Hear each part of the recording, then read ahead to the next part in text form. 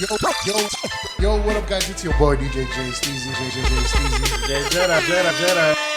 And today's special guest on Triple Scoop Ent, we have. Yeah, you already know what it is. Got my ear to the streets cause I'm in the loop. It's a DJ Jedi and the triple scoop. We got the beat locked.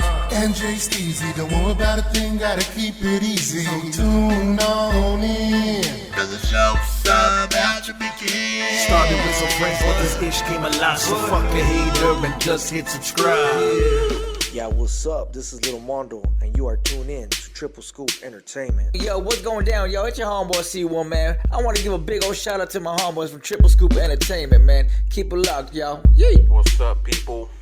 This is Milio, aka Freddie Merc, representing Empty Lot, and you're tuned in to Triple Scoop Entertainment. This is Crazy Ass Tig, and you're tuned in to Triple Scoop Entertainment. Hey guys, it's your girl J-Rocks, and you're tuning in to Triple Scoop Entertainment. Yo, what's up, man? It's your boy Critical, and you are tuned in to Triple Scoop Entertainment. Now, I mean, Hey, this is Gracie Armijo, and you're tuning into Triple Scoop Entertainment. Excuse me! This is Vicky Guerrero, and you're with Triple Scoop Entertainment. You better watch, download, and subscribe. I said, orderly!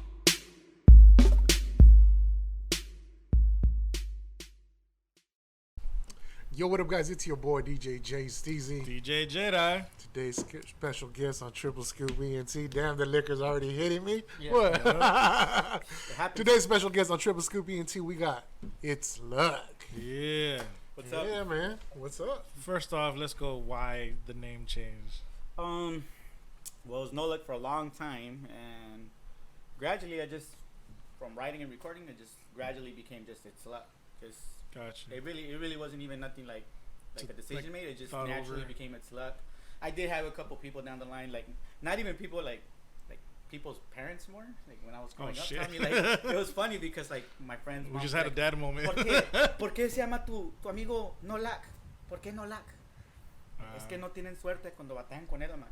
Pero ¿por qué? ¿Cómo que no? And I was always like, it was always like kind of like a big explanation of why was it no luck. And the reason was like I had a homie actually in Yuma when I originally started really getting into rap was in Yuma. Like I kind of started writing here in the Valley, but then I moved to Yuma for a couple years and I really got into it over there. And I had a homie that just like, nah, fool, they can't. Because I used to battle a lot. In Yuma, I used to battle a lot. Here, I didn't really battle too often, but in Yuma, it was every weekend. At least for a good year, for every weekend, wherever we went, every house party, if we were at the club, if we were at the bar, like we ran into other people, like, hey, fool, so-and-so's here. What's up? Oh, well, we have fucking, homies with us. So, well, what do they call them? And then another homie, Fonzie, he's actually the first person that's like, it's no luck. Because nobody's going to beat him. Like, they have no luck beating him. And it was just like that. And it just, from there, just stayed for like, And that you got the name where? In Arizona? Yuma, actually. Yuma. Yuma. Besides Yuma, or let's start off, where were you born and raised? Was born in Mexicali. Okay. I'm from the Robledo, Colonia. Hey. Pretty much raised in the Robledo to at least I got family out there like too. 4 or 5, you know what I mean? Right. Then most of my years out here in the valley have been in El Centro, actually. Okay. My most of my teenage years, even like young adulthood, whatever you know what I mean? You know, about 20 to 26, El Centro. After 26, 27, it was more Raleigh, and then like I said, I had my stints in Yuma, and then I had a couple stints in Las Cruces. Then lately, I took Texas and Utah. It's just been, I just constantly move, especially because of work now. Like after a while, you have to be an adult, I guess. I guess start working. You know what I mean? You have to be an adult. Yeah. You have kids, especially me. I have a football team, so. How many kids, bro? How many kids? Still counting? Stars, I was like, bro. still counting? Oh, Stars, dog. Damn. You know what I mean? There's some shadows, like, Yeah. I'm not too sure if they're. No, I'm just kidding. It's to the point where I forget birthdays, bro. And it's not. It's kind of sad. I'm gonna be honest, but it kind of depresses me sometimes. I'm like, how can I forget my kid's birthday? But and then I go, you have shitload of kids, bro. You have shitload of kids. You have shitload of kids. So what got you into rapping? Honestly, even when I used to live here, when I was going to school here in Raleigh, I don't know if you guys remember Johnny. What's his last name? He was like around my age. He's Juan Gamboa's cousin. That's how I remember. I know he was from Raleigh. I used to hear Johnny all the time because when we went to Job Corps and all that stuff, and even we were like around 17 to 18, 19, and I always like writing, but it was always more to myself. Like I had lyrics like stacked in my house, but I wouldn't show nobody. So nobody knew that I like rapping. Nobody knew that it was something that I like to do. And the worst thing about it is I didn't grow up. Like even though I grew up right here, and the only other pretty much Mexican artists I would listen to was like SPM, the Mexicans, and that was it. I never really got into the Little Rob, the Little Ones. Like I heard their music, but it was never like, this is constantly playing. Like no, Right. like I liked it and I could hear it, but it wasn't constantly playing. Like to me, constantly playing was Mobb Deep, Jay-Z, was Nas, was like Wu-Tang Clan, Outkast. Like that's what I grew up on, like by myself, on my own. Even, fools that some people wouldn't hear, like I think it's Derujo the Damager, you know what I mean, like Immortal Technique. I know a lot of people listen to. Right. Immortal Technique is like, pretty much one of the first more Hispanic artists that actually kind of blew up. So, and it's just mostly growing on that kind of stuff. And then I did have a stint of like listening to a lot of Korn, Nirvana, stuff like that too. Like, so I've never really just been focused on rap. So it's really diverse. I just like music. I just like music as a whole. But when it came to rap, I just like the whole battle aspect of it. In your rap, besides the battling aspect, would you incorporate like the Korn sound, like the alternative sound? You know what? The rock sound. Did you ever experiment with stuff like that? I actually did. I ain't gonna lie, I did. I have a lot of like real like harsh vocal type songs that are just sitting in a vault somewhere, put away. Not because they're not. I'm not gonna say they're good or bad or nothing. It's just a lot of stuff I have voice recorded. And, Critical is one of the people I can attest to. It was just mostly for myself. Shout out just Critical. To see if I can do it. I mean, just to see if like, I can do this. I can do that. Yeah. It's like even like I said, they're so. When it comes to me, it was so much battle rap, and that style of flowing where it's just like punchline, bar here, maybe a little hook here and there, but mostly it was just run through the bars. That it's rare when people are like, oh, but he can't do this. That's how he does. Like no, like do everything. I just don't showcase it like that because this was never. Rap was never to me like, as much as I love it and I like it, it wasn't something that I was pursuing.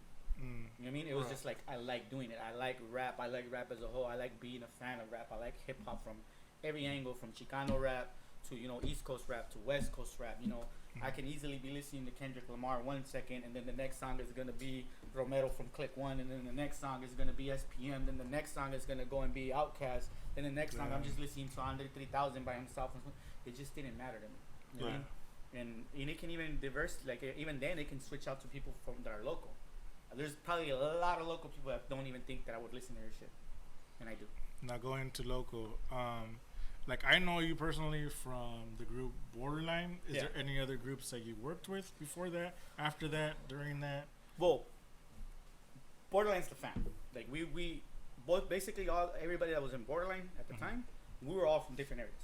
There was fools from El Centro, there was fools from Brawley, there was fools from Mexicali, there was fools from Calexico, there was fools from Imperial, there was fools from Hopeville. We just all clicked together, and we just all liked music in by our own wave, and we just all got along in our own way. And we were, honestly, everybody was from a different hood, but we came together as Borderline. And like right now, actually, Nadeem, I was gonna tell you guys if you guys wanted me to bring Nadeem with me. Mind you. You should have brought him. Yeah, but since he works, like he gets out kind of late. He gets out like around. I think he's getting out like around right now. It was kind of one of those things where like, he was like, "Oh, if we could do it on the weekend." Shout out Minded. Yeah, so future reference, you guys can get Minded on here too. Whenever you guys have that time for him, we'll bring him on too. And Biggie was the main person that made Borderline. Okay. So a lot of people seem to think that Borderline was me and my cousin Droopy, but in reality, it was Biggie and Furlan. Originally, were the first people to even mention it, or that's what they were wanting to do. And the only reason I ever met Biggie was because we both lived in the Posada. So we ended up almost being neighbors, and we started talking to each other. I met Biggie when he was in high school. He was, you know what I mean? I think I was like 22, 23 when I met Biggie. He was in high school, and he just one day walked up to me and told me, "Hey, I heard you rap." And I was like, "Well, yeah, I like rapping." He's like, "I like recording people, and I make beats." And I was like, "Oh, well, you want to come through? I'll record you." And I was like, "Yeah, whatever." And basically how it became was like, we started recording, and he was just like, "Hey, this person has beef with me. This person has beef with me. This person has beef with me." But it was musical stuff. You know what I mean? Like musical beef. He's like, "You want to go at it with him? I think you're better than them." And I was like, "Well, if you want me to diss him, I'll diss him. I don't care. Like, we're rolling together, and we're rolling together." That's my point of view, and that's how it's always been. Like, if I'm rolling with you and we're together, and it is what it is. I mean, it's sometimes it might suck for other people, but that's how it's supposed to be. Who you're with and who you're tight with is who you have to hold down. And there shouldn't be no ands, ifs, or buts about it. You shouldn't even question it. Like, I mean, like, it shouldn't even be anything. And, you know, sometimes it sucks because sometimes you do end up in, you know, predicaments with people that you really were like, well, I don't really have a problem with you, but if you want to have a problem with me because of this, then I can't do nothing about it. You know what I mean? And I guess I'm gonna take it with a grain of salt. You know what I mean? That's all you can really say. You take it with a grain of salt. You know what I mean? I think it's just very difficult for us to progress here because everyone knows each other. Yeah. Versus a big city, it's like you go to like 3 different clubs, you won't probably run into the same people. Yeah, and it's crazy because I honestly believe that the fact that we all know each other, and that the fact that we all know we do come from what we speak about, some of us, you know what I mean, and we did grow up in a certain lifestyle or a certain way. Yeah, like, yeah, we're in a small town. We're basically a town. We're not even a city yet. Like, yeah, you know, they say Brawley City, El Central City, but no, we're still towns. We're not that big yet. You know what I mean? Yeah. But we are big enough to know, like, yo, stuff happens here. Yeah, even if it's behind closed curtains, even if it's, you know, even if the newspaper decides not to talk about it, even if the police department decides not to report it, because that's where we live at. You know what I mean? We live in a place where stuff like that can be covered up and disappear. I mean, people can get, like, there's people that have gotten killed and never made the news. Right. And we didn't even hear about it. And then there's other people that, yeah, they're like all over the news and they push allegedly. it out there. Yeah, I mean, allegedly. Sorry. Allegedly. I'm gonna throw it out there. Yeah, but I'm just saying, no, I'm not even talking about like people that go missing. I'm talking about actual people that it should have been in the news. Like something should have been said, like, yo, this person, you know what I mean? And no noise was made for them. That was like back in the day, but you think with these times with social media, it'd probably be a little harder. You know what? Because then you have now the criminals rat on themselves. Pretty much, you're right. But this is my point of view when it comes to social media. It's a blessing and a curse. A blessing in a way that you do keep in touch with a lot of the world, and you can like voice your opinion, and you can put your story out there, or you can even get your point of view across to other people that might not understand, that can now sit there and like listen to your point of view and be like, hey, you know what? He makes sense. But then just like somebody with a logical response has that voice, somebody with an illogical thought has the same voice. Very true. So the problem with that is that a logical response sometimes takes time to digest and understand and just return, like make the people understand. You're like, yo, this because this is my point. But then if somebody comes and says, fuck it, just shoot him. That's so simple to you. Like, yeah, you know what, fuck it, just shoot him. Or just like a girl, hey, fuck it, just cheat on him. Oh, okay. It's so the easy, quick. We're so connected in a life that's so fast paced, and the connection speed with social media and everything, that everything's just like fuck it. Let's just let it go. Fuck it, I'll just move on. Nobody's really fighting for their dreams no more.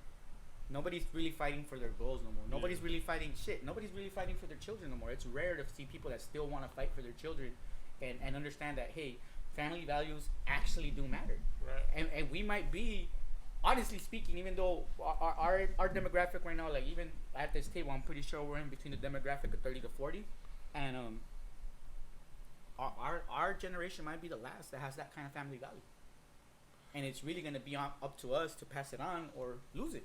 Yeah. And it's gonna fucking suck if it gets lost, bro, because the generation coming out under us, they're more into divorce, separation, and jump, and try different fucking partners, and hopefully it works out sooner or later. No more family barbecues, man. There are no more family barbecues. No more. You know, now it's. Well, you know, he was with my brother, but my brother ain't shit, so now she's with me. Yeah. You know what? Right. He's cool, and I liked him, and he took me out to dinner, but his dad makes more money. Like shit, like that actually happens now, bro. And it's like, why? Because everybody's in social media. Straight up, social media is like. Like that's why I say it's a gift and a curse, because just like you can easily reach out to somebody you ain't never talked to in years, you know what I mean, and be like, yo, how you been, and you can get that conversation across. You can easily reach out to that ex that you really don't want to talk to ever again, and put yourself in a bad predicament like that. You know what I mean? Yeah. And it happens to everybody, bro. It's just, I want to say it's the nature of the beast. You know what I mean? Right. And when it comes to even street people, like, you know, people that come from a street mentality, and this thing, social media is like the worst thing that could have happened to them. It's the worst thing that could have happened to them, because now you have people calling each other out on social media. You have people like, oh, you're not gonna do this. I'm right here standing. Here comes the other guy, blah blah blah, on video. Can't make it easier for the cops. It's crazy. Like it's crazy how backwards and forward at the same time it is, because at the same time, if you're stupid enough to do something like that, you deserve to be in jail. Yeah. I mean, if you're stupid enough to hurt innocent people, you deserve to be in jail. I hate to say it, it sucks. You know, it might not be a popular opinion. And then, what else do we got right now? Cancel culture? Don't get me started on cancel culture. You can't even speak your mind no more, bro. No, you You can't. can't be you no more. Imagine us back in the day spitting the shit we were spitting. Yo, dude, There's some I would have albums that been. will not come out. I would have been canceled like 15 million times. I think. You know what I mean, like, I would have been canceled every single verse I dropped. It's cancel culture is out of control, and as a whole, as a community, as a society, we need to understand that people need to have an opinion. There's gonna be differences. Differences are what makes us us, and we're forgetting that shit, bro. Like me and him we're talking about on one of our episodes the other day. You know that Demi Lovato. Yeah. You know she wants to be referred to they or them. You know what kind of shit is that? You know, and it's just it's look, if that's what they want to do, okay. If that's how you feel inside, okay, I'm okay with it. I'm not. That's who you want to be, then cool. Right. If you want us to reference you like that, okay, screw it. That to me, that's not. It sucks because it's weird because you're like, wait, but weren't you? Oh, well, okay, I guess. You know what I mean? You know, we had the whole Bruce Jenner thing too. You know what I mean? Like with that whole thing too, and it's like. And it's just gradually getting not. I don't want to say worse because if you say worse again, you can get like, oh no, he has a no. That's not it. It's just like everybody has a voice to opinion. So now it's becoming like, okay, so if you're straight or you're this, you don't have an opinion no more. You can't talk. And it's crazy. It's crazy about Caitlyn or Bruce Jenner, however you want to see him. You know, it's crazy because when he was on the Ellen show, you know, he was talking about family values and how a man is made for a woman and a woman is made for a man. Yeah. And that's what's really crazy because he has a conservative point of view. And you look at him and you're like, bro, you just went straight trans. Remember, he was against gay marriage. He was literally like, you can look it up, and he was against gay marriage, and it was like, wait, but you. But he wants to marry a man because he believes he's a woman. Yeah. So I think his point of view is that his point of view hasn't changed. Yeah. It's I don't know, bro. It's just. Anyway, I don't want to get too weird. I think it's too It's just too complicated. For real, it's just a subject matter. It's too complicated. But like in these times, like I guess we'll go to the fact, like, would you be able to mentor someone right now that would be interested in music? Yeah. I try to do that all the time. Like you've heard some of the new music, not all the new music, but like sometimes it doesn't have a lot of substance. Well, like I said, I even recently, like, if I meet somebody, I don't care what age they are. If they ask me, hey, like, I heard you do music, would you record me? Yeah. Will you show me? Yeah. You want to get? I don't have these programs. Bring me a USB. What do I need to run them? Bring me a laptop. I'll show you. Shit, I've been known to give away laptops. You know, like I've had my old setups. Right now I have a new setup again. Every time I get a new setup, my old setup goes to somebody that I think is gonna do music with it. I think that's getting forward in its own way. Like, you know what I mean? If I think somebody has talent or anything, whatever, even if it's just a little spark of it, right? Like that's all you really need to start a fire. That's it. You don't need more than a spark. And some people seem to forget that, bro. It's like you can't just. Talent is limitless in reality. Yeah, you know, we all get writer's block. We all get these little, but sometimes we think like, oh, I'm getting this writer's block, or I'm getting this, I can't figure this out because I can't do this anymore. No, it's because you're overthinking what you're trying to do. Just like anything else. Just like if you're at work and you're trying to do something, you overthink it and you get stuck. Like, I can't figure it out. You know, you can be a mechanic. Like, I can't figure out what's wrong with this car because you're overthinking it. And then when you just clear your mind, all of a sudden it's like, oh, it's just a spark plug. But I think today's generation, man, with hip hop, you know, it's kind of watered down, man. You know, they don't. To me, it's like they only take their creativity, like, you know, they're capable of more, but they only take it to a certain extent, and it's just like, okay, this is good enough, and we're gonna put it out. Yeah. You know, and it's just mainstream hip hop, you know, record labels, they're. I feel they're just like. But I think that's every generation, right? Look. Every generation goes through that. Like, whatever music we listen to, our parents were like, that's trash. It is. That's really kind of the gist of the whole rotation of everything. Like, you know, from dress attire to hairstyles to music to even what we eat. even what we eat goes out of style, bro. Even what we don't see it, we don't realize it, but even what we eat goes out. After a while, you're like, yeah, I don't eat hot Cheetos with cheese, bro. I go get them now. Now they're hot Cheetos locos, bro. You know what I'm saying? I don't know. I'm being serious, dog. And then, Right. then after a while, oh, you know what? I don't do the hot Cheetos locos no more. Now I do them with clamato and shrimp, and this is we do this now. We don't like that. So see, once you start really breaking it down and looking at it from everything, it's just a constant of the change of generations. You know, it's part of it. Yeah. But when it comes to music, see, I feel like the music industry as a whole, like, you know, never been involved in it. I don't know how many people from here from the valley have actually been involved in it. I know there's a couple of names out there that have gotten their little moments of like to go and blow up, and if they did or if they didn't do it, that's not, I don't know, because I don't know their stories, so I don't know what happened or where they went. But I know there's people that have gone out there and tried to do it, and it, in my eyes, I always hope that whoever comes from this valley, I don't care who they are, they make it. Yeah. Right. They make it. You know what I mean? That's just it. You know what I mean? And but the music industry, they don't want to pump out Jay-Z's no more. They don't want to pump out Nas's. They don't want to pump out, you know, Snoop Dogg's. They don't want to pump out these kind of artists that have such an influence that the industry can't really control them no more. So the industry goes out of their way to make people think like, oh, they didn't make their success. Their success is because, you know, they worship the devil. Their success is because of this. Their success is because of that. They overcloud their success now. It's never gonna be. They're never gonna tell you, hey, you know what, Jay-Z became who he became because he beat us. They're not gonna tell you that. He figured it out. Now he's a billionaire. Him and his wife are billionaires, and we want to sit there and to us, it's easier to just digest like, oh, they're devil worshippers. Oh, they're this. Oh, they're that. Oh, look at all the signs in their video. It's like anything, dog. If Illuminati signs are in right now, then they're gonna be in everything. They're gonna be on shirts, on posters, and everything. Why? Because it's what's in. Yeah, That's it's it. like fashion. Basically. If you were wearing that in the 90s, they would look at you like, fool, you fucking weirdo. What are you wearing? You know, taking it back, man, because I saw a video with Lazy Bone, and he was doing an interview, and he was talking about how hip hop was made for incarcerated people, and put people in jail, you know. And I was kind of like fucking mind blown because I was like, fuck. And he said that they sat record executives in a fucking room and said, this is the way we have to go because we need more record sales and we need more people in prison. Yeah. Private owned fucking prisons, you know, and it's a fucking trip. That's why you can have an artist like Rhapsody, a woman artist like Rhapsody. I don't know if you guys ever heard of her. Rhapsody. Rhapsody's, you hear Rhapsody's music, and I don't know how many people out there might have heard of her. She makes great music, very knowledgeable music, storytelling music. She points out the flaws in society. She talks about all that stuff. But she's not promoted. And she's on Rock Nation. She's signed to Rock Nation. She's under Ninth Wonder.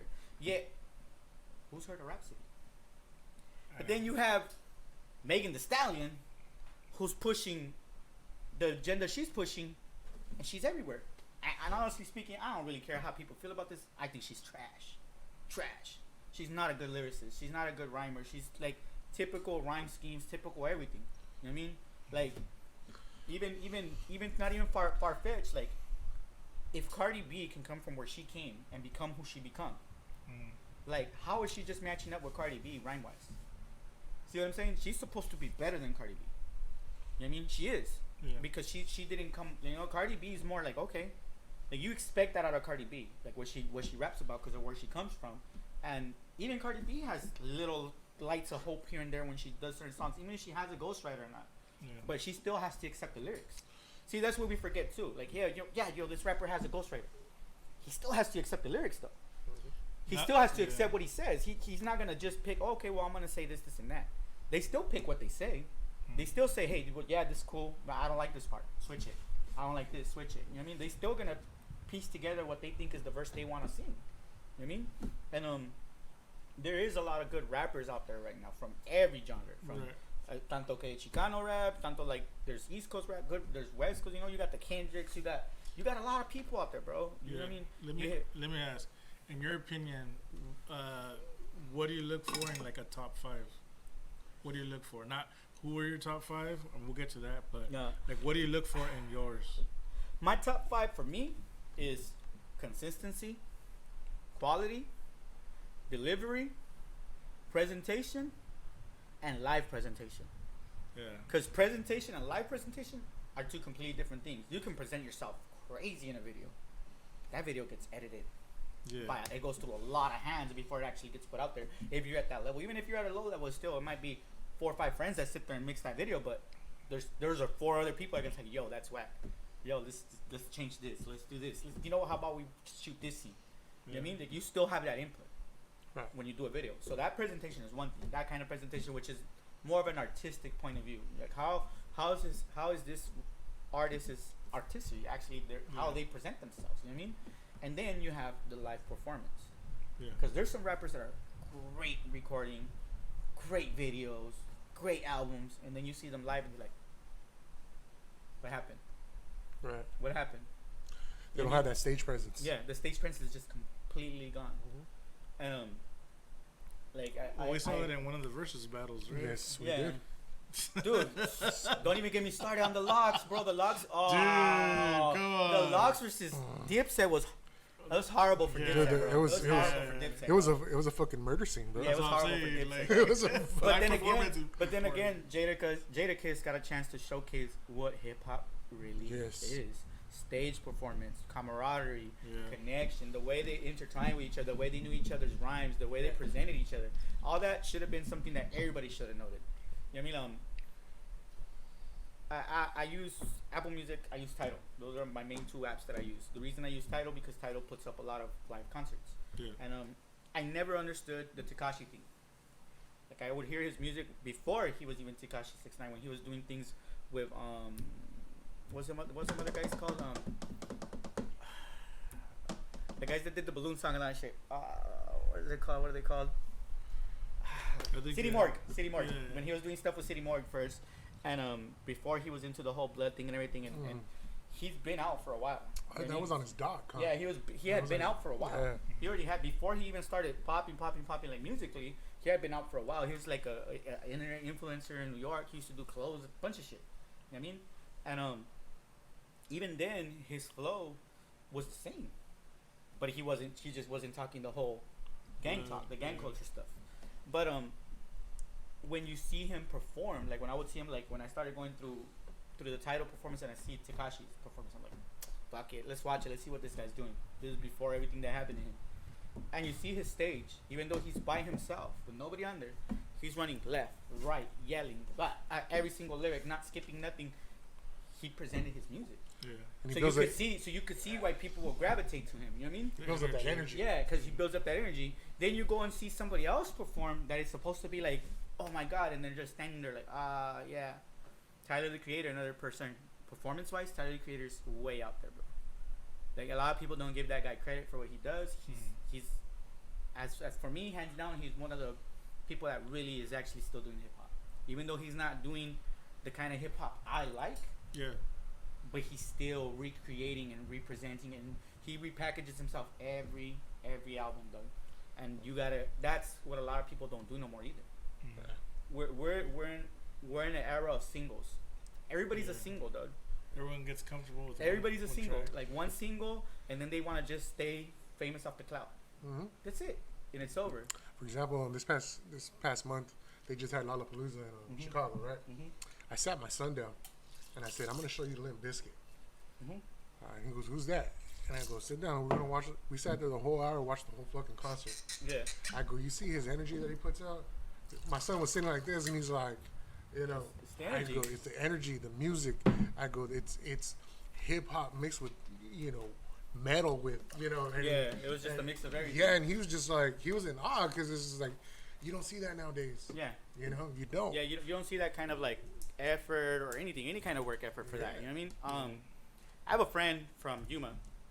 He's been a friend for years. He's a music guy too. He was more of a metalhead. Does tattoos and everything. And I remember once he sat me down, and this is around the time when Master P was banging. Remember when No Limit was everywhere? No Limit was everywhere. And I remember No Limit did the MTV. They did the MTV Awards. I think they did. Remember they brought out the big gold tank, and they had people playing basketball, and it was all crazy.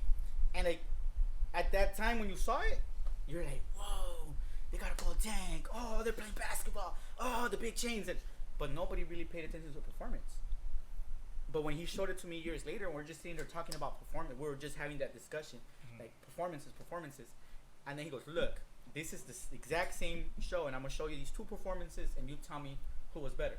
So he shows me No Limit, and yeah, everything's going on in the background, but the actual No Limit guys weren't doing nothing. They were missing lyrics, they were missing cues. You couldn't understand them, and I was like, whoa. How come when I was a kid, this seemed crazy? We get into the visuals. Yeah, this seems so crazy. And he's like, because you're just looking at all the background, because the background's to distract you from the fact that they don't have talent. And it sucks because I'm a Master P fan. I think they made a lot of good music. Right. But his point wasn't about talent music-wise. His point was like, they don't have performance talent. And I was like, oh. And then he shows me the Beastie Boys. Oh, damn. That's like night and day, man. Beastie Boys, bro. It was just a turntable, a DJ, and two guys rapping. That's it. Even one of the music awards, I saw them perform. The reason I remember it so much is because I blew out my speakers. I had like the home stereo connected to the TV. Sabotage? And Sabotage is still on my playlist. Yeah.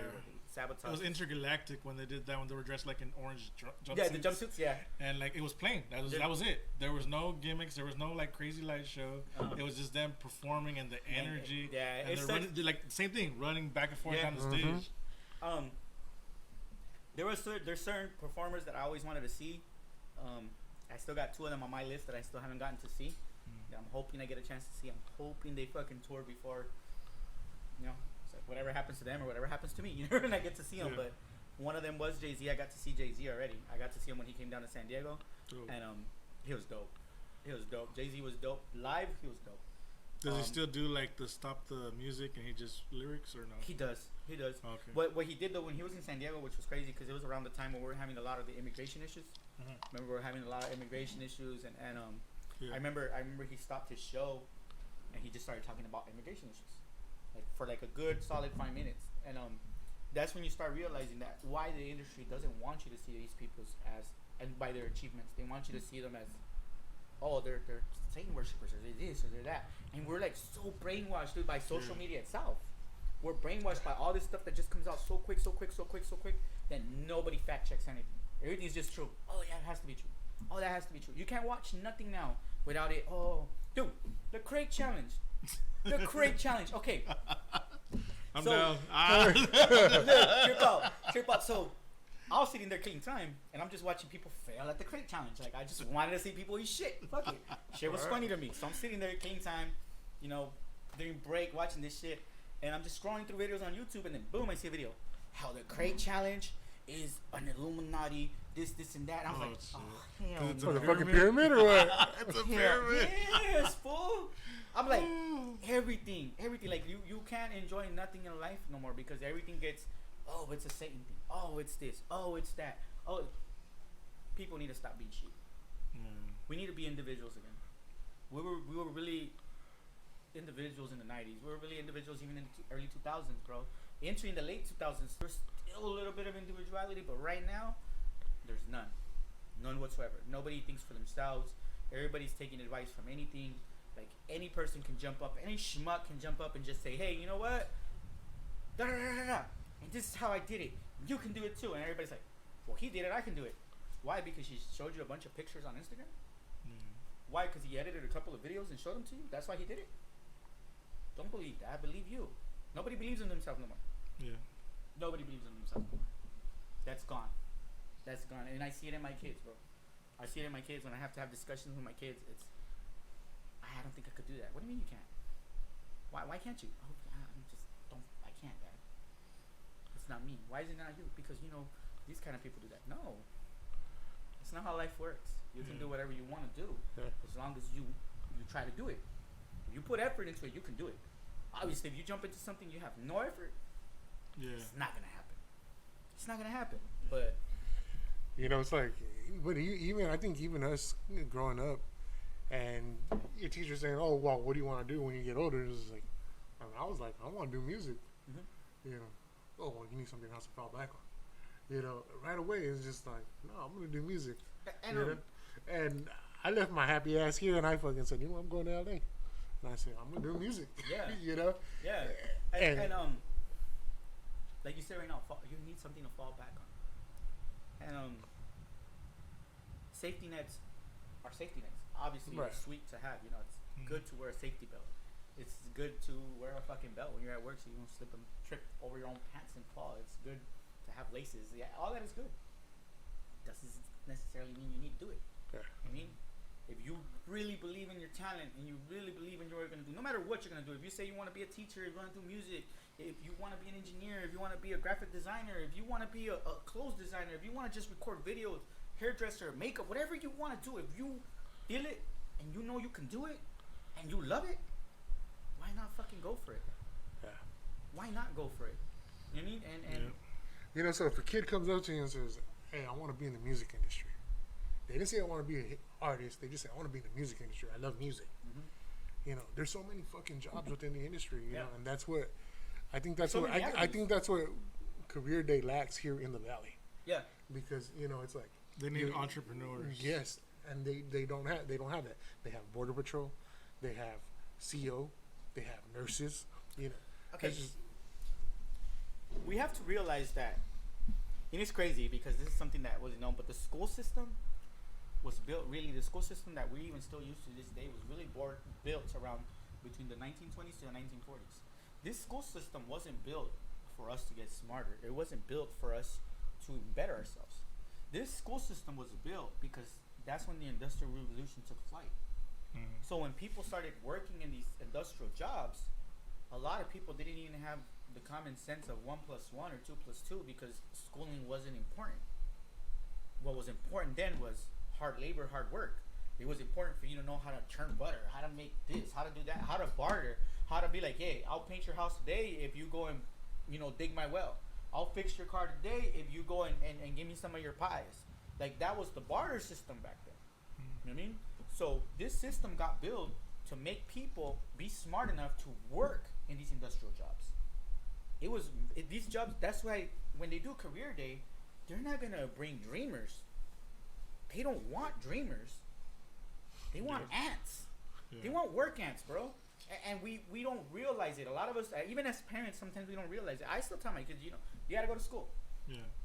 Hey, but I don't really like it. I don't really like what they're showing me. I'm not saying that you got to go because it's what you got to do. Right. I'm not saying take it with a grain of salt. Yeah. Use it to get to where you need to go. I don't know what you want to be. I don't know what you want to do. One of my stepdaughters wants to be a detective. That's what she likes. She wants to be a detective. I want to be law enforcement, but I want to be a detective. Okay, well, then learn what you want to learn. My other daughter's like, what do you want to be? I don't know, but I'm never leaving your house. You know what I mean? Wow, she's a realist. But and I'm not gonna sit here and say their names because I don't want to put them out there like that. You know what I'm saying? Right. But to me, I don't have a problem with that. Yeah. But what did I tell her recently? I told her, hey, you know what? There's an opportunity to learn this. Yeah. You like drawing a lot. She's into anime. She likes drawing. I go, yeah, you know what? You like drawing a lot. You like doing this. You like doing that. How about you get into graphic design and you learn how to do shirts, how to do hats, how to do this. The equipment's right there. Yeah. Equipment's right there for you to use. That's dope. I mean, and what was her response? Well, that sounds like something I would want to do. That's good. You know what I mean? Yeah. It sounds interesting. I would like to do that. And it's something that, like, I would like them to have, like you said, entrepreneurs. Like, they wanted to start a small business. Right. I heard, I don't know how true this is, but I heard this story came out. I don't remember who I heard it from, but it got to me one day. Somebody was talking about it. There's a kid here in Brawley. I guess he won some kind of contest, ended up winning himself some money, used that money to buy a bunch of equipment to make shirts, hats, and all that stuff. And now he has his own little business, and that's what he does. And he's a kid. See, that kid thought for himself. Whoever that kid is, props to him. Yeah. I hope he keeps winning. You know what I mean? I hope he keeps winning. Yeah. You know what I mean? And the simple fact that whoever was in his corner, whoever was his parents, uncles, whoever made him know that that's what he needed to do, blessings to him, props to him, and thank you for showing one more person what life is really about. And it's a trip because even with our platform, we showcase people that you wouldn't imagine came from the Imperial Valley, but it would be badass if we can have them to do a career day. Yeah. But I'm pretty sure if they were to hit up the schools, they'd probably be denied, because we have people here that, like Ariel. Yeah. Like she works in wardrobe in Hollywood. Like she's and really you're talking good job. about major films. Yeah. She just finished Spider-Man. And then we have even a YouTuber that quit her teaching job to be a YouTuber, and she's making bank. Yeah. Well, there's a lot of people though, bro. The sad. Yeah. I'll be a Peter Griffin right there, and this really grinds my gears right now. This really grinds my gears. This really grinds my gears. I hate when people make it and start saying they're from San Diego or from LA. They forget they're from Impro Valley. Bella Twins, I'm talking about you. Bella Twins are from Brawley. They say they're from Phoenix. Their dad is from Brawley. That's one perfect example of people that you even ran into them out here in Brawley. Shit, we ran into them at Rite Aid. I worked at Inferno's as a cook for a while. They went in there too. Yeah. But they ain't from Imperial Valley. They don't even mention it. But they grew up here. They went to Brawley High, whatever. See, that's sad. That's sad that you'll forget where you really came from. Oh, I'm from Phoenix. Oh, I'm from San Diego. Oh, I'm from over here. I hate that, bro. I hate that. I feel like that's the most loserish shit you can do. Don't forget where you came from. Yeah. Even if where you came from hurt you. Cause I'm gonna be honest, Mexicali hurt me a lot. It did, bro. Growing up, Mexicali hurt me a lot. I'm not gonna sit here and be like, oh, this happened to me, this and that. I'm not trying to tell a sob story. But Mexicali hurt me a lot, but that hurt made me me. And that's another thing that people are forgetting. We take hurt or we take problems, we take issues, and instead of evolving from them, we just accept them from where they are. And then say, oh, well, this happened to me, so I must be a loser, so I'm going to be a loser. No, fool, that happened to you for you to get stronger. You know what I mean? Yeah. That's it. Then be stronger. You know, obviously, it's not easy. It'd be a lie for me to sit here and be like, yo, shit's easy. It's not fucking easy. Shit's not easy. It never is. But the more you get at it, the easier it becomes. Now, with the music, going back, now is there only certain type of music you put out versus stuff like you said you might have recorded in the vault? Most of the stuff I've put out lately has been under Raw Z. Honestly, I wasn't even planning on putting anything out. Critical kind of talked me into it. To be Thank honest. you. Critical talked me into it. Critical talked me into it. He's like, come on, how are you gonna not? You know what I mean? You know, there's other people telling me to do it too, but there's people wanting me to push out a whole Spanish album. Yeah. You know what I mean? But there's people I don't know that I actually pushed out a whole Spanish album a long time ago. Never even heard it. People don't even know that I pushed out Border Dreams Volume 1, Border Dreams Volume 2, Money Train. Like, they don't even know because all these albums got made, and it was basically, like, if you knew me, you got it. If you didn't know me, you didn't have it. Simple and plain. Because I was never, like I said, I was never about, hey, here's my music. Like, oh, I want to be. Right. I was always more pushing other people. Like, I really believed in, and I still believe in him. Nadine was one person. I really believed in his talents, his music. I really believed in Biggie's beats. He made such fucking great beats. I mean, for sure. I really believe in Critical too. I'm gonna even say right here, there's people that I've heard that probably think fuck this fool. Straight up, they'll probably, if you mention me to them, they're like, fuck Nola, fuck them. And I think that they're fucking great people and that they fucking have talent. Moneyboy probably being one of them. I think Moneyboy has fucking great talent. And he makes great music. Him and his whole camp do. You know what I mean? They do. And they're on their grind. And I respect that. That's respectable, bro. You need to respect everybody. And that's the gist of things too. That us coming from such a small town, doesn't fucking matter where the fuck we were at when we were growing up. Right. It matters where we're going when we're fucking rising. Yeah, and one thing, like I like that point you brought up, because when me growing up, you see different hoods, right? Yeah. What I never understood, and you can ask the homie C1, and it was so weird. I saw like the older G's, you know, from opposite hoods hanging out. Yeah. And I asked them, hey, bro, like, you still have these hoods going at each other, and you see like the veteranos. They're cool. I don't get it. I don't understand it. He's like, dude, it's the prison mentality. Like, once you're locked up, it's a different story. It's raza with raza. Yeah. And everyone is segregated. It's because. So like they're institutionalized, and out here it's fucked up. There's two things I learned, dog, when I was a kid. Now I have tattoos. Now I'm older. Now that I'm older. But when I was a kid, I was like maybe 15. I want to say 15, 14. Shout outs to the cop in El Centro that pulled me over that day. I'm going to say why, because that cop in El Centro, whatever his name was, he's the reason why I never got tattoos, and he's the reason why I became how I became. Got pulled over as a kid with my cousin. Shout out to my cousin Pete. Y'all motherfucking know him. Fat boy Pete, shouting you out, fool. Got pulled over, lied about having a license. Reached for his wallet, said I don't have one, officer. Got us all fucking arrested. Oh, it's cool. That's a whole nother story. Love you, cousin. Anyways, that's a whole different story. That day, the cop had us aside and he's like, "Hey man, you don't have no tattoos." I don't have tattoos, bro. Yeah. How am I supposed to know your name? How am I supposed to know where you're from? How am I supposed to know what you are if you don't have no tattoos? Wow. Why are you making my job hard for me? Damn, like that. Anybody else would have ignored that whole little conversation. Honestly. Why? Because we're told all the time, don't fucking listen to the cops. Nah, fool, listen to them. Listen to what they say around you. Listen to what they fucking talk. They don't care, dude. They don't give a fuck about you. They're gonna say whatever they want. And when they say whatever they want, that's what you should be listening to. I'm glad I listened to that. I'm glad that cop told me that. Because that told me right then that never get a fucking tattoo. Don't make their job easy. I'm not saying hate cops. Yeah. But if you're gonna be a gangster, if you're gonna be in a hood, if you're gonna be a street guy, your job is to not make it easy for them. Right.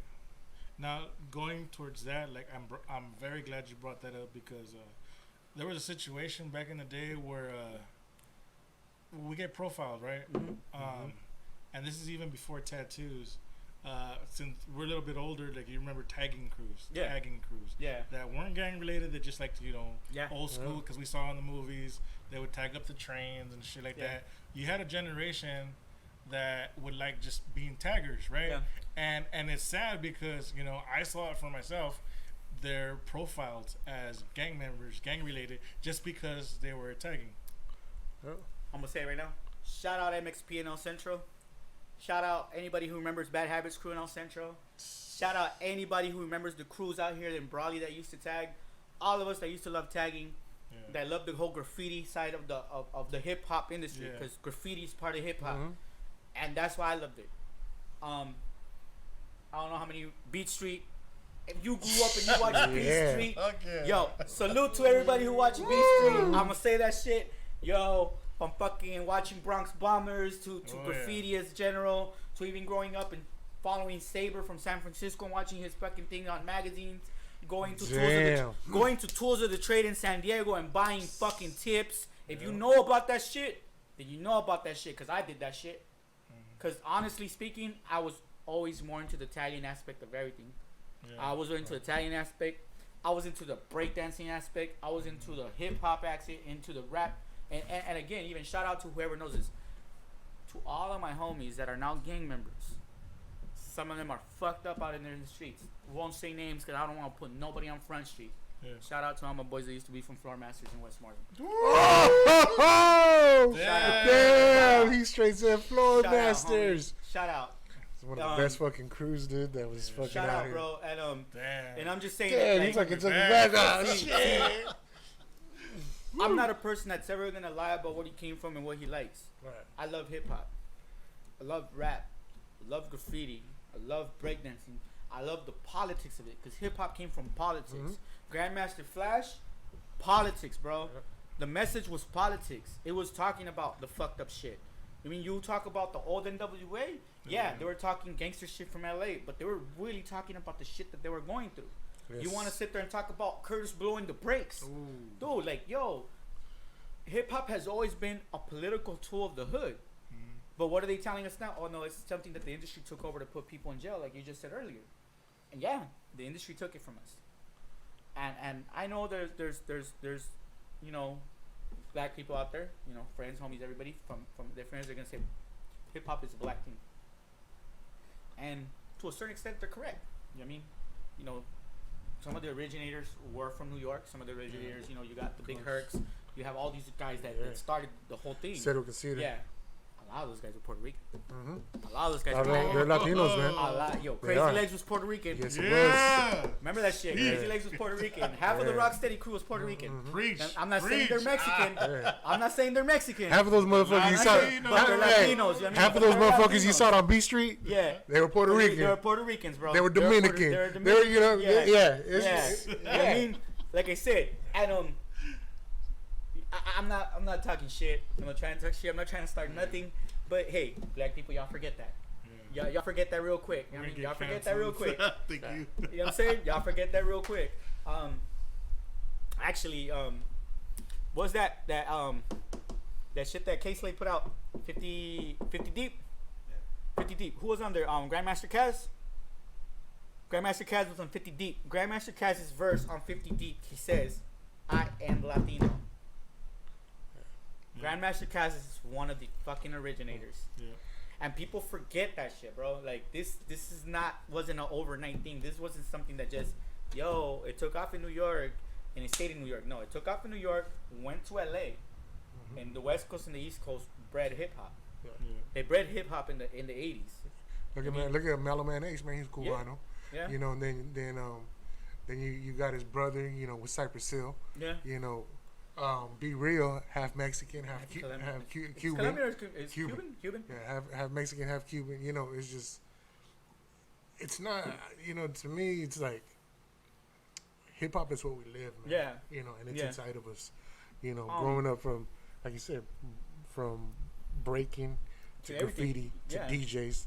You know, and that's what it is, man. And, and going back to police officers, just because you're associated with hip hop, you're automatically a gangster. No.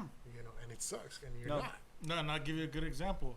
Like, my mom didn't want me to go with some of the crew to go breakdancing, like in the plaza right here in Brawley. Yeah. It was well known. Everyone would get down, they take the big old boom box and breakdance. And she's like, I don't want you with those cholos. And I'm like, that was a breakdancing crew. No, they wore baggy pants and shit, or the windbreakers, the Adidas. Was it the Jinkos? Yeah, it's a Jinkos. Was it the East? Was it the Interstates? Oh, man. Was it the Interstates or the Jinkos? What was it? Shit. Damn. I'm just saying, dog. Hey, shout top Adidas with the fat laces. you already know, bro. You already know. And if you were a little bit more, you had the Pumas. You had the Pumas. If you were a little bit, you had a little bit more money. You had the Pumas, dog. You had the Pumas. But you're right though, bro. And the stigma is that really the ones that put that stigma on there is really the law enforcement. Yeah. Law enforcement already sets the stigma for parenting, and sometimes as parents, now that I'm a parent, like and I'm a fucking parent. Like I said, I have a full dog. So I have a 2-year-old all the way to a 21-year-old, and I love them all the same. They think I don't. They think I have favorites. Honestly, I don't. Obviously, I have a son that's special needs, so he does take a little bit more of my attention. But it's not because I love him more than either or anything. It's just that he requires more attention. You know what I mean? And I love all my kids across the spectrum equally, from my stepkids to my regular kids, like. And I don't mean to say regular kids because it sounds stupid, but you know what I mean. No, we know what I mean. you mean, But I love them all the same. And now that I have them all across all the spectrum, it's like I can't listen to law enforcement all the time. Yeah. Again, because law enforcement is going to be pushing what they need, Yeah, their needs. And let me because law enforcement is a business, bro. Yeah, it is. You know what I mean? It is a business. Let me give you props, bro, because I know it's not always easy raising someone else's kids, like biologically, but like I know they're still young. You said the oldest is 21. Yeah. I mean, I know like homies, homegirls that it didn't hit them till they were like 30. Like, oh shit, this motherfucker loves me. Yeah. And you know, seeing them break down, it's like. And honestly speaking, I'm one of those people. My stepdad was, I'm gonna be honest, wasn't the nicest person sometimes, but then he had a hard job. You know, he was a truck driver, always on the road, was used to being alone. When he wanted to be home, he didn't want certain things. You know what I mean? And it was understandable. And me, like I said, honestly, I wanted to be tagger / breakdance. That's what I like, but that wasn't available here in the valley. You know what I mean?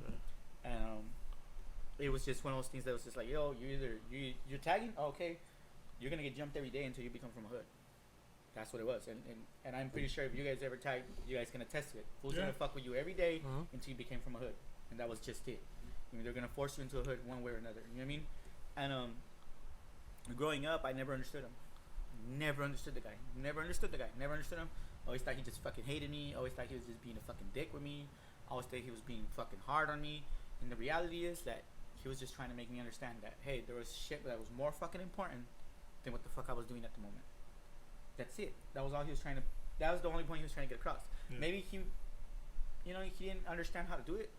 But you tell me what fucking parent goes and has a kid and then you give him a fucking guy like, here's how to be a parent. Yeah. That's not what happens, bro. You go to the fucking hospital and you're like, wah! There you go. Change the diaper, cabrón. Learn. Figure it out. Kids don't come with a fucking instruction book, bro. And kids shape us a lot. And a lot of people forget that the kids shape us a lot. And even when it comes to relationships, and I know like here in the valley, a lot of people have failed relationships, and they forget that the primary objective of that relationship was those kids. The kids. Yep, The relationship thrives off you raising the kids. As parents, we do really forget that. We forget that if we both focus on what's really actually important, the relationship thrives on its own. Yeah. It should thrive on its own. A relationship shouldn't be work. A relationship thrives on its own. So if you do what you're supposed to do, everything thrives. But it's like I said again, we live in a fucking society where everything's so connected that if your fucking ex that fucking played you 15 fucking times feels like playing you again, they're just a text message away. You know what I mean? If you feel some way about your girl, remember that one fucking girl? Fuck it, I'll message her. It's just a fucking text message away. And what we don't understand at that moment, we're like, oh, it's just a text message. But we don't know how badly we can fucking hurt the other person. Or we don't know how badly they can hurt us. And at the end of the day, we're just thinking, like, again, even though when I'm saying that statement, I'm saying us. I forget to mention what? What about the kids? Yeah. Nobody ever thinks about the kids no more. That's why the kids are how they are right now. As parents, we have to accept that it's not the kids' fault how they are completely. Yeah, you know, some fucking kids are wild nowadays, bro. Oh, yeah. Some kids do not give a fuck nowadays, bro. They don't. They don't have no respect for nobody, bro. For nobody. For nobody, bro. Yeah. Nobody. Then you got kids fucking putting up videos on fucking TikTok right now, squabbling up with their dad. Squaring up like, oh, I fucked up my stepdad. Fuck this fool. And talking about my kids, like my daughter calling me right now. I'll call you back. But yeah, fool, it's not simple, bro. Yeah. And I just hope that people start understanding that the real important shit in life is everything our parents did for us. Yeah, for sure. You know what I mean? Yeah. It really is. And some of us don't understand it. And I understand some of us didn't have parents. Yeah. So it's hard for those people to comprehend, like, yo, this is what I gotta do. But if you are one of those people, I'm gonna tell you what I did in that point of view. This is what I did in my life. If it helps you, it helps you. This is how I've helped myself. Everything you missed growing up as a kid that you felt you needed, that's what you gotta do. If you felt you fucking needed a hug because you felt like shit, give your kid a hug. If you fucking felt that you needed somebody to sit down and explain to you why shit hurts, sit down and explain to your kids why shit hurts. If you wanted fucking somebody to show you how to fucking ride a bike, dude, show your kid how to ride a bike. Because I was one of those kids. I'm gonna be honest. I lived in, when I was like probably like 10, 11, I lived on Maple Avenue in El Centro. Never forget this shit, bro. And I lived in apartment 6, little apartments right there on Maple. And the manager in apartment 1, his son, they used to call him Pumpkin, PK. Actually, I'm gonna say it because I don't fucking care. He was orange. No. Actually, his name is Albert Yanis. He's a police officer in Calexico, I think. Oh, shit. I don't know if he's what he is. I haven't talked to him in years. You know what I mean? And he basically treated me like a little brother. That's cool. And when nobody showed me how to ride a bike, he did. And maybe to him, at that moment, it didn't mean much. Right. But to me, it was one of those moments that's like, okay, so everything isn't fucked up. So there had to be a silver lining to everything, no matter what, bro. Yeah. And like I said, all of us have had those moments. It's just some of us didn't appreciate them or didn't understand them. Didn't understand. Yeah. See what I'm saying? So as a whole, like I said, and that's the only advice I can give everybody as a whole. Take it, leave it, do whatever you want with it. You know, shit, throw it in the stratosphere and say fuck it. Doesn't matter to me. But that's the only advice I can give people. Whatever the fuck you were missing as a kid, that's what your kid needs. Gotcha. Simple and plain. Yeah, I think you need your own podcast, fool. Yeah, man. Like straight knowledge, fool. Because I'm like, this is a dope ass interview. Yeah. And we had talked about it. It was like, man, it's gonna be a good one. Yeah. What's it called? Well, back to like the questions that maybe I know the answers to, but maybe someone else wouldn't know. Yeah. What's your favorite, or what do you prefer, like in the studio, recording the sessions, or performing? Honestly, I'm gonna be 100. I am not the greatest performer. Why? Because I have a fucked up memory. Oh shit. I'll be honest. Sounds like me. I have a short memory. If I really, really like the fucking song I wrote, I know it word for word. Gotcha. But if I'm even a little iffy about it, I'm gonna have a hard time saying it. Oh shit. So there's been times that I have performed that people have been like, "Damn, you were sick," and the whole shit was a freestyle. The whole verse was a freestyle, and to the people it was cool, but to my boys, they would get mad at me, bro. They would get mad at me. They would get mad at me. Dutch, sorry, Dutch. I used to piss off Dutch. If Dutch ever sees this or hears this, he's gonna be like, "Fuck you, know that." But yeah, Dutch always used to get mad at me. Dutch would be like, "You always fucking up," and I always heard him, and I always felt bad because I wanted to fucking, you know what I mean? I wanted to show and prove for the homie because they knew like just like I knew they had the talent, they knew I had the talent. It was just one of those things where it was just like. So was it more because like they could have hyped up your lyrics like? No, it was. I'm gonna be honest with you, because I was drunk. No, but I'm saying, like, would they get pissed because they couldn't like hype you? Oh yeah. Oh, that's pretty much it. You're right. They couldn't back me up because they're like, "Where the fuck is this for going? He's freestyling. I don't know what the fuck he's gonna say next." And at that point, like, I'm not even talking shit, not trying to pop my collar or nothing. But at that point, I was on point when it came to freestyling. So it was like it was easy to me to just spit a whole 16 clean as fuck, but it was a freestyle. Yeah. But those fools were like, it didn't matter how clean it was. Those fools were like, "Fuck you, you didn't spit none of your fucking verse, fucker, and we know your whole fucking verse more than you." Wait, so then you're an actual performer that would perform without the track in the background? Yeah, that's dope. Yeah, I never had vocals. That's fucking dope. To this day, I still prefer maybe on the hook, because the hook, you want to take a break on the hook. Yeah. As a performer, you want to take a break on the hook so you can catch your breath back and then do your next verse. But yeah, mostly it was always just on the track. Gotcha. Just on the track. I mean, it goes like that. And like I said, there's a lot of people out here, bro. There's been so many people that have talent out here. There's been so many, and it's crazy, fool, because me personally, I would show all of them love. I don't care. So is that something you would probably take into consideration or not, like doing your own podcast, or because I feel like you have no filter. Yeah, I like, don't, bro. Like knowing you now, like, bro. It's like, yeah, this fool, you can ask him a question and he's gonna give you an answer. Yeah, it's because look, the only thing that can set you back in life is fear. That's it, nothing else. The fear to speak can set you back. The fear to ask a question can set you back. The fear to fucking ask what you want to know can set you back. Yeah, even if you're wrong. Even if you're wrong. Gotcha. Even if you're wrong. So what was your real take on the Rozzy battle? Oh shit, he went there. On which battle? On the Rozzy battle. Which Rozzy battle? Which one? Bugs and Okay, look. All right, thank you guys. That's our time. Okay, look. I'm gonna be honest, because I am honest. I stand by what I said, bro. It's nothing bad. Like, both performers were great. Both had something to show. Both had something to showcase. So he left it in my hands. Yeah, it's not even. I didn't want to leave it in your hands. Right. I'm gonna be honest. I wanted to make a decision, but it was very hard because the first round, homie did stumble a lot. Yeah. Like, I saw that he got upset, but I wasn't gonna lie to him, bro. Like, I hope that if he got upset at me, my bad. I wasn't trying to get you upset. But I hope instead of getting upset, you understand. Because I'm the type that if somebody tells me, "Yo, fool, you sucked in that round," like, did I really? Yeah. Fuck. I'm gonna have to go back to the drawing board. That's how I am. And sometimes I forget that not everybody's like that. Yeah. Some people feel like they're always on point. A lot of people don't know how to take that constructive criticism. And a lot of people have a lot of yes men in their corner, and it's kind of hard. You know what I mean? Like, because when you run into these people and you're honest, they're either gonna call you a hater, they're gonna call you, you know, that you're fucking, you just don't fucking like them, or you're a bitch, or whatever it is. You know, whatever the fuck they want to call you, they're gonna do it, and they're at all rights to do that. Again, I'm not even gonna say they don't have the right. They have the right to say whatever the fuck they want. Everybody does. You know what I mean? But just like they have the right to say whatever the fuck they want, I'm gonna say whatever the fuck I want. And what I want to say is the truth. And the truth was, homie stumbled in his first round. He did great in his second round, and he did great in his third round. Beat wise, all his beat choices were great. Yeah. And all three of his songs were good. Just the first song, he stumbled a lot. For whatever reason, I don't know if he was nervous. I don't know what it was. Yeah. But he did stumble a lot his first song. It sucks. Now, on to the other homie, Bugs. Bugs did great his first round.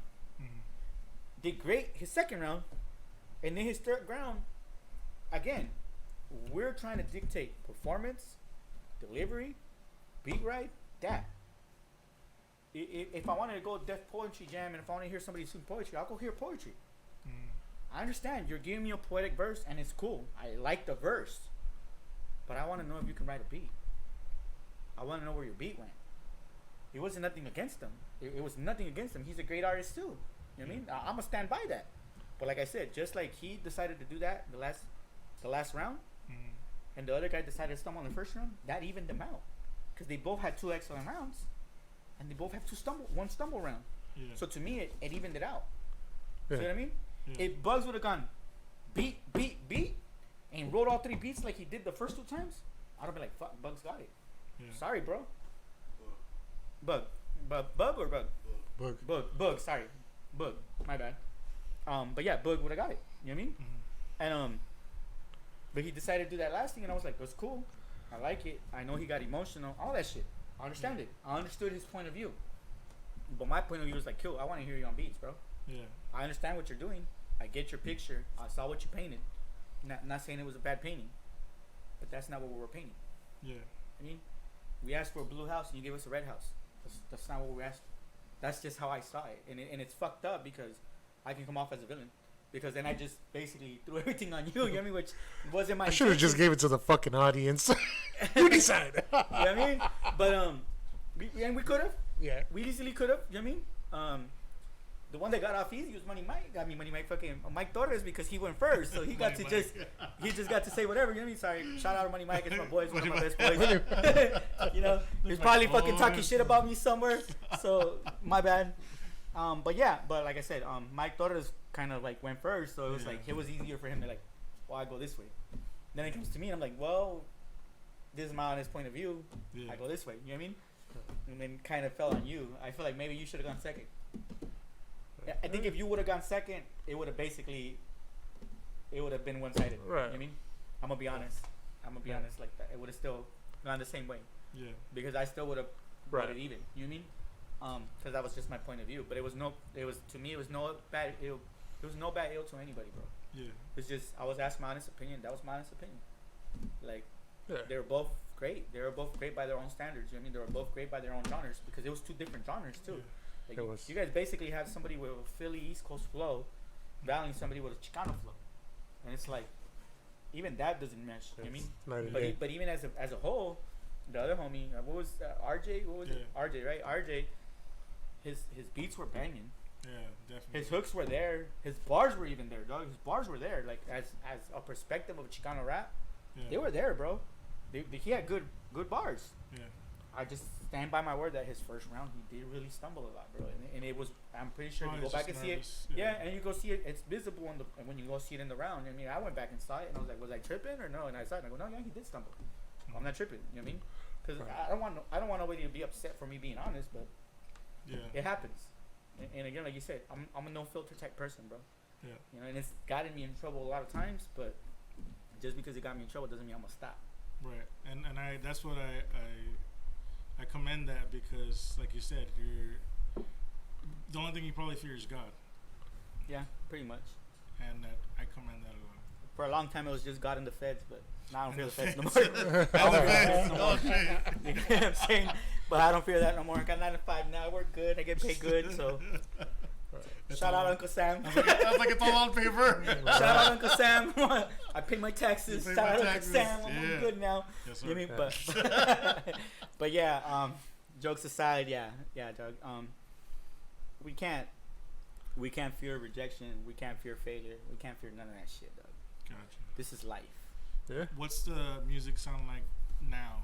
Like over the years, is it like the same concepts, or are you exploring different like areas, different genres, different? Well, or like, you I jump inspired around, differently now? I jump around a lot. Honestly, I still do the bar for bar because that's obviously my favorite thing to do. Like I said, did grow up on Jay-Z, Jadakiss, all that stuff, and I do like to do bar, and I still go back to 90s beats and 2000s beats when I want to do mixtape shit. Yeah. I like trap music to a certain extent. You know, I can still listen to Future, I can listen to Migos, I can listen to all that stuff. I'm really more into like the Gucci Mans and the Young Dolphs and shit like that. I like that shit more. When it comes to like Miami area rap, I do listen to fucking Kodak Black. I like Kodak Black. I think Kodak Black is, even though a lot of people kind of like stigmatize him as like, oh, he's this. Like, if you really listen to a Kodak Black album and you really pay attention to it, he does say a lot in his. He has a lot of substance in his songs, but you just don't realize it. You know what I mean? Because it's so hidden between what he's saying and he comes off as this person that's not educated. Right. But he's might not be educated, but he's street educated enough to speak his mind. Another person that unfortunately passed away is XXX Tentacion. His album was actually really good, and a lot of people might have put the kid down because it's like, you know, I am an old head when it comes to hip hop, but I'm broad when it comes to music. Yes. I'm not gonna just say, oh, this is in Wu-Tang, oh, this is in Jay-Z. No, they had their era. This is a new era. Accept and love the new era and what they're trying to do. Yeah, of course. Just like back then, we had the MC Hammers, and I hate to throw Hammer under there, but we had the MC Hammers, we had the Vanilla Ices, we had the Houses of Pain, we had the people that put out fucking garbage ass boa rap. Fool, come on, fool. Mark Wahlberg was a rapper. Y'all remember that shit? Mark Wahlberg was a fucking rapper, right? His name was Marky Mark. He rapped, homie. And the Funky Bunch. And the Funky Bunch, bro. He rapped, homie. Mark Wahlberg rapped. Mark, just in case future we meet up, like I had no say in this. Yeah. Nah, if we ever, I don't think I'll ever meet him, but if we ever meet him, I don't give a fuck if you punch me in the face. Well, I'll just sue you and make money. I'm not tripping. So go at it. We'll put it on TikTok. You know what I'm saying? Go at it, bro. While doing the crate challenge. and actually, freaking, I heard he hates getting called Marky Mark, so yeah, he doesn't like that shit. Yeah, but anyway, you'd be the guy to call him Marky. I would be that asshole just because I want to see what he would say. But back to it. Like I said, we had our one hit wonders, dog. We did. So it's bullshit to sit there and say that we didn't have bubblegum rap growing up. We did. We did, bro. We did. Come on, fool. As sick as I Wish by Skilo is, it's still a one hit wonder song, bro. And it was still bubblegum rap, dog. I wish it was a little bit taller. Yeah. You know what I'm saying? It's a good song. It's a good one hit wonder. But Paperboy. It is bubble again, dog. Informer. Oh man. Come on, Dog. Snow by Informer, dog. Come on, they're good, great songs, but they're one hit wonders, bro. So we had them in our generation. Yeah. They have them in this generation, and the only thing that's different between our generation and their generation is that our generation kind of cared about putting out a full album. Yes. You know what I mean? We don't have too many albums that you can hear from beginning to end. It's rare when you find an album like that. It is very, very rare when you can hear an album from intro to ending.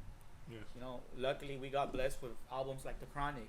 We got blessed with albums like Jay-Z's Reasonable Doubt. We got Nas's Illmatic. We got Outkast Aquemini, the Aliens.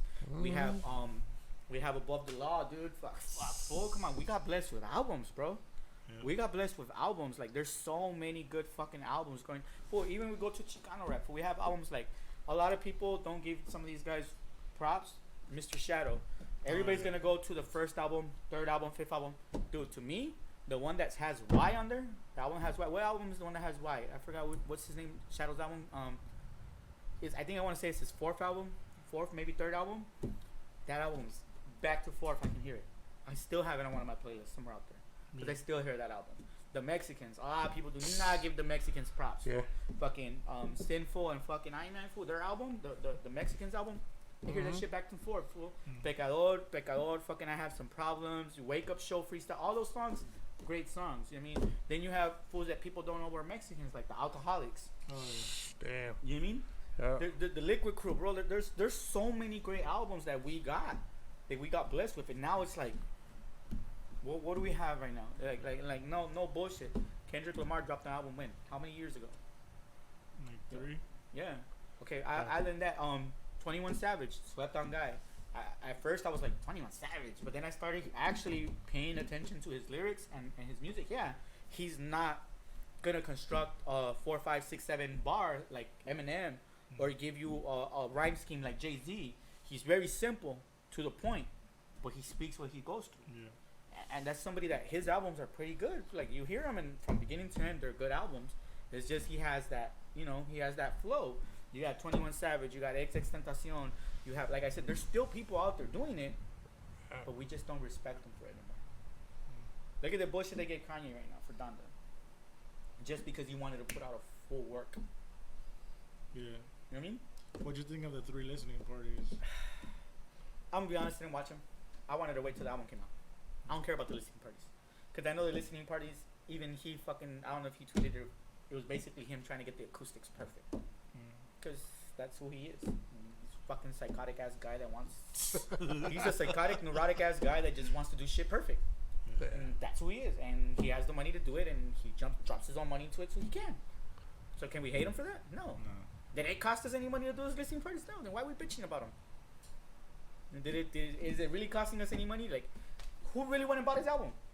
I got Apple Music. I just play it on Apple Music. Apple pays them because I pay Apple. That's it. It really doesn't cost us to buy albums no more. Like before it would have been like, oh, do I really? Yo, I still remember when I bought the fucking Slim Shady LP, dog. And everybody's telling me not to buy it. Everybody told me not to buy it. Literally wanted me to buy Night Owl's album. I don't remember. I think it was Nightmares. I think Night Owl had just released Nightmares because I was going to Job Corps at the time. I remember I was at Job Corps at the time, and it was me, my cousin Signer, my cousin Pete, a couple other homies from Calexico, and we were at Chula Vista Mall. And I remember I walked into a fucking Tower Records, bro, which do not fucking exist no more. Which Tower Records do not exist no more. Right. I walk in that bitch, and I'm like, Slim Shady LP. Who the fuck is this? I hadn't even heard an Eminem song. I just Slim Shady LP. I was like, the fuck is this? And Night Owl Nightmares, Mr. Shadow, because we're in San Diego. You know what I mean? We're in San Diego at the time, and Signer's like, yo, buy this shit. I'm like, I don't hear that shit, but this shit interests me. The cover called my attention. He has a fucking body in the trunk. He's in the fucking pier. You should just call my attention. You know what I mean? Because that's how it was back in the days, right? Visuals, man. Visuals were everything, bro. Visuals ain't shit now. You know what I mean? Everybody uses the same visuals, but back then it was like, he has a fucking body in the trunk, bro. I want to see why he has a body in the trunk. So I bought the Slim Shady LP. I only had it for 2 days before they jacked me for it, though. You know, and Signer jacked me for it. Shout outs to my cousin. Shout outs to my cousin. It was just like, I remember hearing that shit, and it was all over the place. But the minute it got to Rock Bottom, I completely understood the whole album. You ever heard Rock Bottom by Eminem? Yeah. Salute to you, and you know what the fuck I'm talking about. You know what I mean? And that's what hip hop was. It was hearing an album, getting to that one song that just resonated with you. It made you feel like you could be better. It made you feel like somebody was there with you. That was it. That's all you ever want to do. You just want to make a fucking song that somebody listens to and understands you, comprehends you, and is with you. Yeah. That's it. That's really what it's all about. Who the fuck wants to dance with you? Who the fuck wants to cry with you? Who the fuck wants to sit down and pop a beer with you? Who wants to roll a blunt with you? Fuck it. Who wants to sit down and lay out a fucking line and snort it with you? That's what hip hop was. It's always been that. Yeah. Who wants to see your political views? Who doesn't want to see your political views? Who understands them? Who doesn't? That's what it was. It was a freedom of speech. And the quicker people realize that and remember that shit, the quicker we have our biggest and strongest tool that we've had as a lower minor society to get our point across. Because I'm gonna be honest, and I'm not hating on nobody. Reggaeton ain't getting no fucking point across. Cumbias ain't getting no point across. Corridos ain't getting no point across. Shit, Luis Miguel ain't getting no point across. They're not, bro. They're just doing music.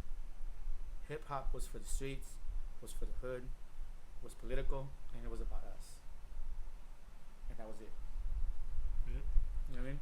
Yeah. I don't think I can say it any worse, and I don't think I can say it any better. Yeah, and I'm fucking really more corralejo on my shit because I'm Mexican and we drink tequila out here. You know what I'm saying? Right. But yeah. Yeah. Sorry for getting deep. No, man, it's all good. You know what I'm saying? Kind of needed this for our show. Yeah, definitely, man. And I love the way that we can touch on all kinds of subjects, man. You know. Yeah. And then still come back and revolve around hip hop. Yeah. You know. And that's just what it is, bro. And for everybody out here in the valley, do your thing. If you're a fucking CNA, do your thing. Become a fucking registered nurse or LPN, whatever you want to become. You know what I mean? Do it. If you're a fucking CO, become that sergeant. If you're a fucking rapper, be a rapper. Do it. Fucking don't dream about it. Do it. If you're a fucking mechanic, be a fucking auto mech. Fool, go get all your shit. Be a fucking diesel tech. Do whatever the fuck you want to do. Just do it. Want to open your own shop? Open your own shop. You want to open up your own tattoo shop? You want to fucking open a landscaping business? You want to fucking clean pools? You want to fucking wash fucking cars in detail? Do whatever the fuck you want to do, and don't let nobody stop you. OnlyFans. You know what I mean? Shit. If you want to do OnlyFans and shit, yo. You got till October. You know what I'm saying? That's on you.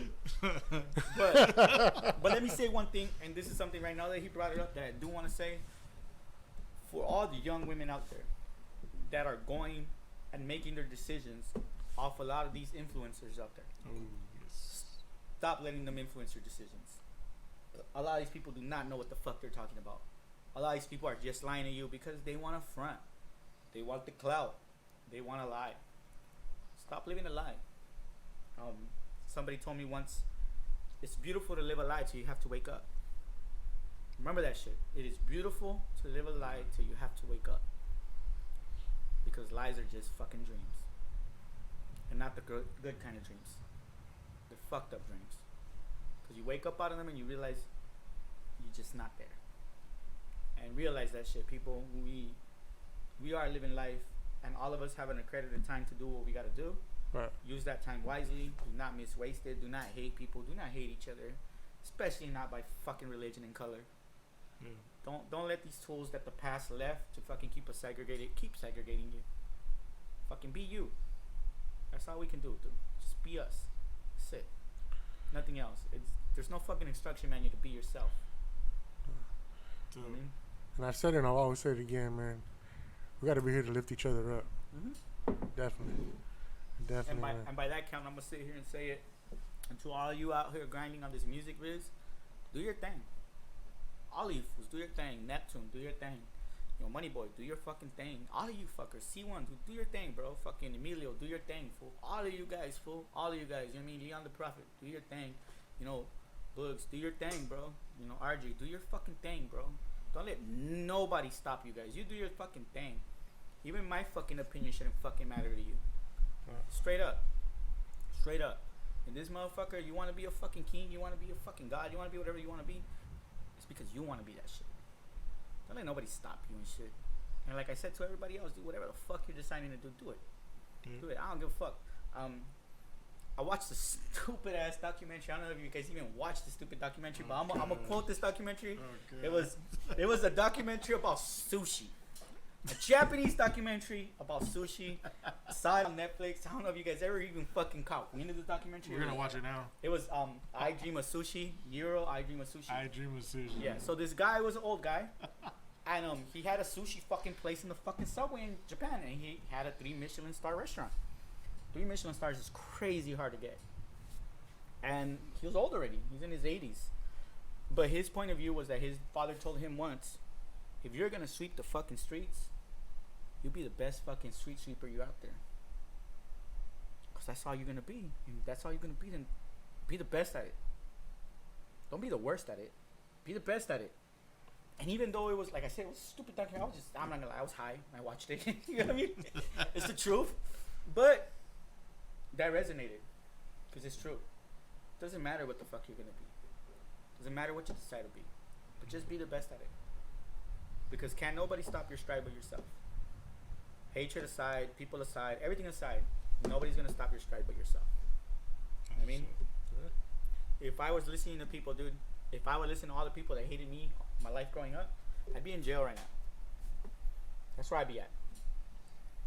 And shout out to everybody that fucking doesn't know I'm an engineer now. I said it. Yeah. You know what I mean? Right. And I get good money and I'm cool and I'm straight. So don't ask for loans. I check my number. No, I'm not even tripping on that. I loan my boys money. It doesn't matter. I don't even expect them to pay me back. It's all right. Just don't overdo it either. You know what I mean? You know what I'm saying? When I can. You know what I mean? Fucking Can I hold $1? You know what I'm saying? It is what it is, bro. I was just no, but thanks, serious bro. shit though. That's just what it is, though. But everybody be on your shit. Be on your grind. If you got kids, take care of them. Show them what it is. Show them the fucking ropes. And I know some of us grew up without parents to a certain extent. Like I said, if you didn't, don't sit there and make an excuse of it. Like, I didn't understand because I didn't have a dad. No, because you knew what it was to not have a dad. So you knew what you were missing. And you knew what you needed. You knew it. You know what I mean? And just like you know that shit, exactly what you knew you were missing growing up, that's what you need to do. Simple and plain. Simple and plain. That's it. That's how I raised myself. I ain't gonna lie. You know what I mean? Like even though I have my stepdad and I have my mom, like I love both of them equally. You know what I mean? Yeah. They weren't there too much for me as a kid, but that doesn't change the fact of who I am now as a parent. All I did was, yo, you know what?